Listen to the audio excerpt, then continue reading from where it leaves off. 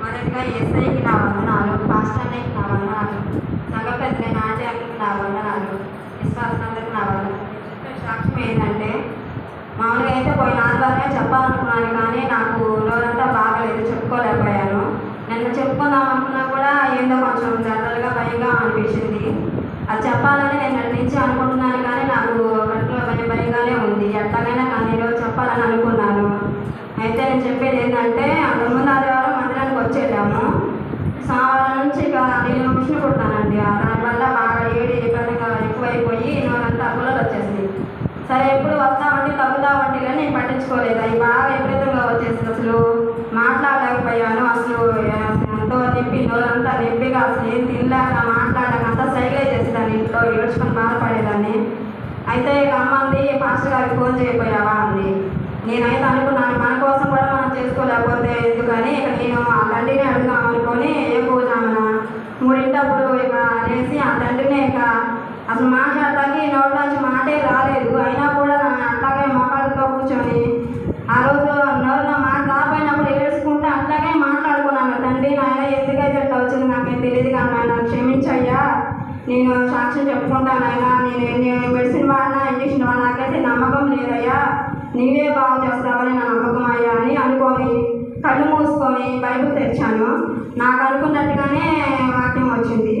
అదేంటంటే యోబు 32లో 20వ వచనంలో, యోబు 32వ కీర్తన 20వ వచనంలో, నేను మాటలాడి ఆయాసము తీర్చుకొనేదను, నా పెదవులు తెరిచి నేను ప్రత్యుత్తరమిచ్చునని యేసయ్య నాతో మాట్లాడాడు.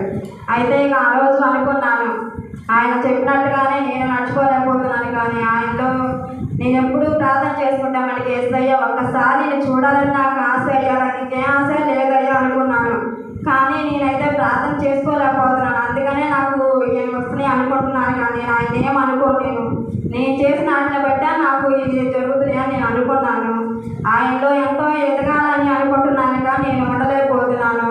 కానీ నా మిషన్ కాడికి వచ్చి వాళ్ళందరూ కూడా చూసి, అక్క ఏంటి అక్క నోరంతా ఇలా వచ్చేసేసింది, ఒక గుళ్ళు వస్తేనే తట్టుకోలేము అక్క, ఎట్లా భరిస్తున్నాను అక్క అని వాడు కూడా బాధపడి, అక్క డబ్బులు అవసరమైతే తీసుకో అక్క, నువ్వు పుట్టపోయినా మా పర్వాలేదు, నిదానమైనా పర్వాలేదు అక్క, వాళ్ళు బాధపడ్డారు. అక్క రెస్ట్ తీసుకో అక్క, బాగా మంచిగా తీసుకో అక్క అన్నారు. అయితే ఇక ఆ రోజు నుంచి 3 లేచి ప్రార్థన చేసుకుంటున్నాను.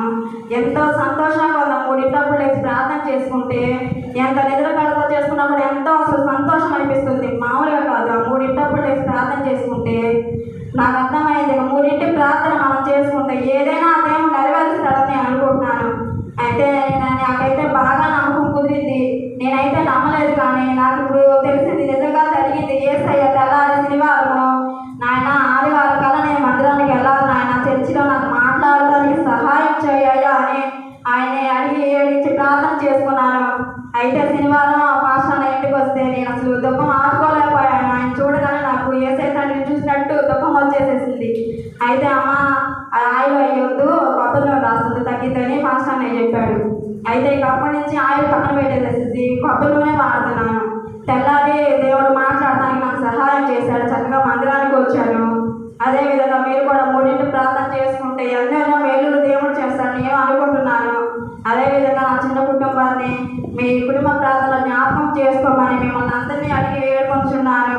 నేను చెప్పిన చిన్న సాక్ష్యం యేసయ్య పాదాలను చేసుకుంటాను ఆశిస్తూ ఆమె.